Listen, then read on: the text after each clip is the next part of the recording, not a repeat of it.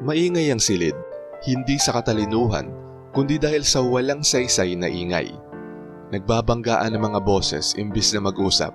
Masyadong mabilis ang mga tawanan na parang inensayo.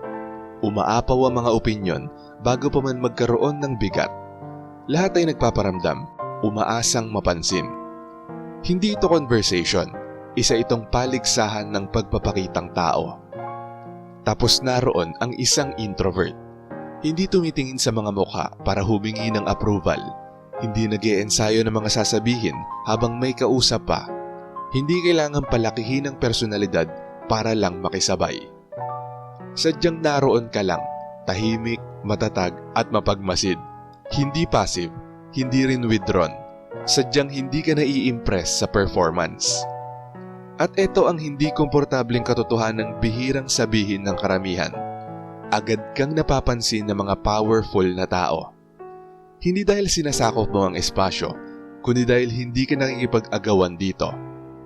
Sa mga lugar kung saan parang pera ang atensyon, nagiging kahinahinala ang mga taong tumatangging makisali sa bidding. At ang kahinahinala para sa mga makapangyarihan ay kawili-wili.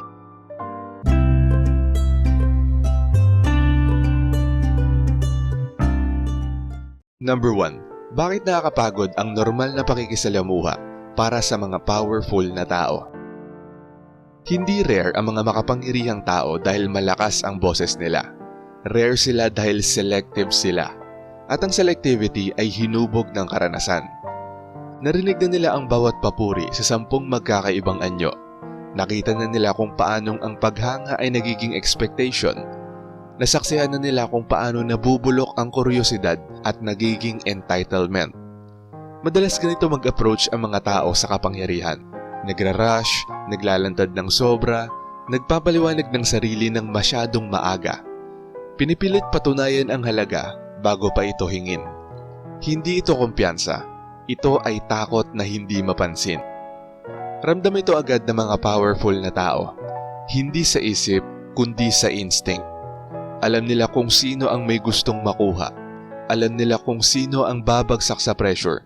Alam nila kung sino ang sasang-ayon ngayon at magkakaroon ng sama ng loob bukas. Kaya kapag pumasok ang isang introvert sa silid at wala sa mga yon ang ginawa nila, walang pambobola, walang pagbibenta ng sarili, walang biglaang intimacy, nagkakaroon ng pagkaantala, isang pagkagambala. Bakit hindi ka sumusubok? Bakit hindi ka humahanga? Bakit hindi ka pumipwesto? Nananatiling walang sagot ang mga tanong na yon, at ang kapangyarihan ay naaakit sa mga bagay na hindi madaling ipaliwanag. Number 2, ang pagpipigil bilang anyo ng status. Narito ang madalas na hindi nauunawaan ng karamihan tungkol sa galaw ng kapangyarihan. Ang status ay hindi laging ipinapakita. Madalas ito ay pinipigilan. Likas sa mga introvert ang pagpipigil. Hindi ka nagmamadaling ipakita ang kakayahan mo. Hindi mo ibinubuhos ang lahat ng iniisip mo sa mesa. Hindi ka nakikipagpaligsahan para maging pinaka-interesanting tao sa silid. Ang pagpipigil na ito ay binabasa bilang kumpiyansa, hindi kayabangan, dahil ipinapakita nitong buo ka sa loob. Kumikilos ka na parang hindi kailangang makilala agad para maramdaman na totoo ka. At bihira yon. Namumuhay ang mga powerful na tao sa gitna ng mga taong palaging naghahanap ng katiyakan. Napapalibutan sila ng emotional noise. Pinapawi ng pagpipigil mo ang ingay na yon. Ipinahihiwatig nito na may lalim ka na hindi desperadong makita. Nauunawaan mo ang tamang tiyempo. Hindi mo ipinagkakamali ang atensyon bilang halaga. Expensive ang pagpipigil. At kinikilala ng kapangyarihan ang mga asal na may halaga. Number 3, ang pagsubok ng katahimikan, kung saan karamihan ay bumibigay. Sinusubok ng mga powerful na tao ang iba, hindi sa pamamagitan ng komprontasyon. Humihinto sila, hinahayaang humaba ang katahimikan, pinipigilan ang reaksyon. Hindi ito kalupitan, ito ay pagkakalibrate. Inilalantad ng katahimikan ang dependency. Sa mga sandaling ito, karamihan ay nagpapanik. Pinupuno nila ang espasyo ng mga paliwanag, pinapalambot ang paninindigan, nagbibiro para maibalik ang emosyonal na balanse at hindi sinasadyang inihahayag ang kanilang mga insecurities. Ang mga introvert ay hindi nagmamadali. Hindi mo binabasa ang katahimikan bilang pagtanggi. Hindi ka nagkukumahog na maanyayahan muli sa sandali. Hinahayaan mong huminga ang katahimikan at doon nagsisimula ang pagbabago. Dahil ang katahimikan ay hindi emptiness. Ito ay containment. Ipinapahayag nito ang emosyonal na kontrol, ang psikolohikal na kasarinlan, at ang kapanatagan kahit walang panlabas na pagpapatunay. Napapansin ito agad ng mga makapangyarihang tao. Bakit? Dahil nabubuhay sila sa mundong lahat ng tao ay may kailangan sa kanila. Ikaw, wala. At ang kawalan ng pangangailangan na yon ang muling nagbabalanse sa buong interaksyon. Number 4. Ang kalmadong gumugulo sa karamihan. Hindi sinasadya ng mga introvert na guluhin ang mga tao. Hindi ka basta-basta nakikigaya ng enerhiya. Hindi ka nagpe-perform ng sigla para mapanatag ang iba. Hindi mo inilalabas ang laman ng loob mo para sa ginhawang panlipunan. Para sa mga insecure, delikado ito sa pakiramdam. Dahil maraming ugnayang panlipunan ang umaasa sa palitan ng mga emosyon. Ipakita mo ang sayo, ipapakita ko ang sakit. Hindi ka nagmamadaling sumunod. Ang pagiging neutral mo ay napagkakamalang panghuhusga. Ang kalmado mo ay napagkakamalang pagmamataas. Ang kasarinlan mo ay parang pagtanggi. Kaya sila nagpo-project. Ang cold mo? Akala mo mas magaling ka? Nakaka-intimidate ka? Ngunit iba ang epekto nito sa mga powerful na tao. Nakakaramdam sila ng ginhawa.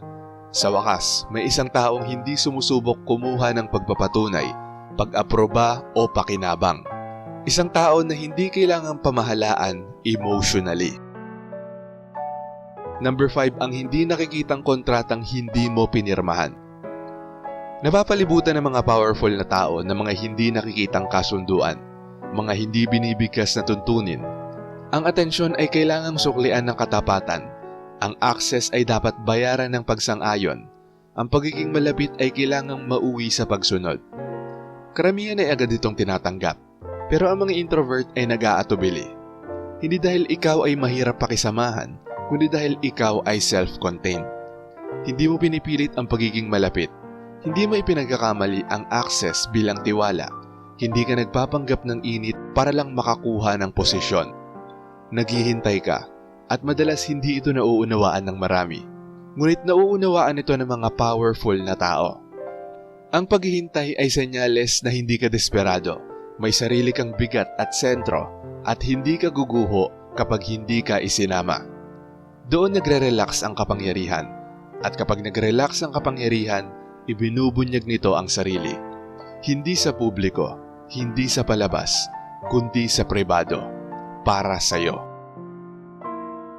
Number 6, bakit nakakakuha ng access sa mga introvert nang hindi nagde-demand? Hindi hinahabol ng mga introvert ang access. Hindi ka umaanggulo para mapalapit. Hindi ka nananatili sa paligid ng may layunin at hindi ka gumagawa ng artipisyal na halaga. Nananatili kang matatag habang ang iba ay nagpe-perform, at ang katatagang ito ang nagiging reference point. Iba ang pagsubok sa iyo ng mga powerful na tao. Mas nagiging tapat ang usapan nyo. Inaalis ang polish at ibinababa ang maskara. Hindi dahil hiningi mo, ngunit dahil hindi mo ito inabuso. Iniaalok ang access kung saan may pakiramdam ng kaligtasan, at ligtas ang pakiramdam sa mga introvert. Dahil hindi sila nagmamadaling ubusin ang ibinibigay sa kanila. At number 7, bakit nagdudulot ito ng sama ng loob? Narito ang tensyong ayaw pag-usapan ng karamihan. Madalas natatanggap ng mga introvert ang respeto ng hindi nagpapakilala, impluwensyang walang palabas, tiwalang walang labis na pagbubunyag. Nasisira nito ang ekonomiyang panlipunan. Dahil kung hindi pala kailangan ng ingay para mapansin, ano ang ibig sabihin nito sa estratehiya ng iba? Kaya nabubuo ang sama ng loob. Nilalabelan ka nila bilang mailap, mahirap basahin, at unapproachable. Hindi ito mga paglalarawan. Ito ay emosyonal na reaksyon sa isang taong hindi madaling i-decode o kontrolin.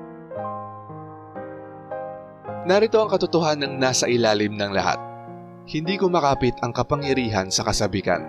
Kumakapit ito sa katatagan. Hindi sa karisma, hindi sa sigla, hindi sa labis na emosyon, kundi sa pagpipigil. Hindi tumatagas ang enerhiya ng mga introvert. Hindi ka lumulobo sa mga papuri. Hindi ka gumuguho sa mga pressure. Hindi ka humahabol ng saysay para maramdaman ang sarili. Hindi ka umiikot sa kapangyarihan. Nananatili kang tahimik ng sapat para mapansin ng kapangyarihan na hindi nito kailangang maging defensive sa iyong paligid. At sa mundong adik sa ingay, ang katahimikan ay nagiging gravity. Shoutout sa mga nanood at nag-comment sa bagong upload na to. Shoutout kay Missy SN. Sabi niya, "Hello po Sir AP. People think I'm so weird kung bakit gift hater ako. I give gifts especially to those who are nice to me but I don't expect from them in return."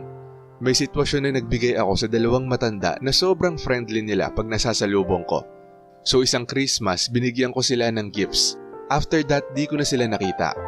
Pero it was Easter time nang magkita kami at binigyan ako ng gift. Matagal na daw akong inaabangan para ibigay ang gift. Simula noon, hindi ko na sila binigyan uli kasi ayokong they give me in return. Thank you so much Sir AP. God bless you more. Sabi naman ni Perez Lins, "Good evening po Sir AP. Swak na swak po yung content nyo this evening. Para sa akin na isa ding introvert, definitely na ganun po talaga yung nasa isip ko kapag may nagbibigay ng gift o regalo sa akin. Iniisip ko po talaga agad na baka may kapalit yung pagre-regalo nila sa akin. Legit po yun. Mas bet ko pa po na ako ang magbibigay ng regalo kasi yun po ang attitude ko na hindi man po sa bagayabang pero yun po ang totoo tungkol sa akin. Thanks so much po sir sa isa na namang nakaka-inspire nyo pong video." At ayon naman kay Marie the Lightworker, "Good morning Sir AP. Pardon me, nakatulugan ko ito kagabi. Exempted ako sa episode na to. Hindi ko maalala na may nagbigay sa akin ng regalo to be honest. Kahit sa family ko nung bata pa ako.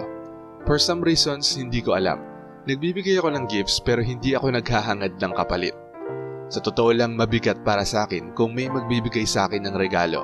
Kasi parang binuksan ko ang portal ng sarili kong daan." Salamat po Sir AP sa pagbabahagi ng episode na to. Kakaiba. God bless always. At shoutout din kila John Risa Bughaw, Jojo Mabini, Patterson Gals, Alfonso, Noli Bangkailan, James Sotelo, Joyce Ala, Jola Short Video, Annalyn Granada, Jocelyn Balangkit, Kenneth Sabanal, Kay Molino, Ramlat, Lorena Bintas, Lone Survivor Diaz, at kay Cathy. Maraming salamat po sa panunood. Kung gusto nyo ding ma-shoutout, mabati o mabasa ang comment nyo, mag-comment lang sa latest video dito sa channel na to at pipili kami doon ng mga i-shoutout at babasahin para sa susunod na upload.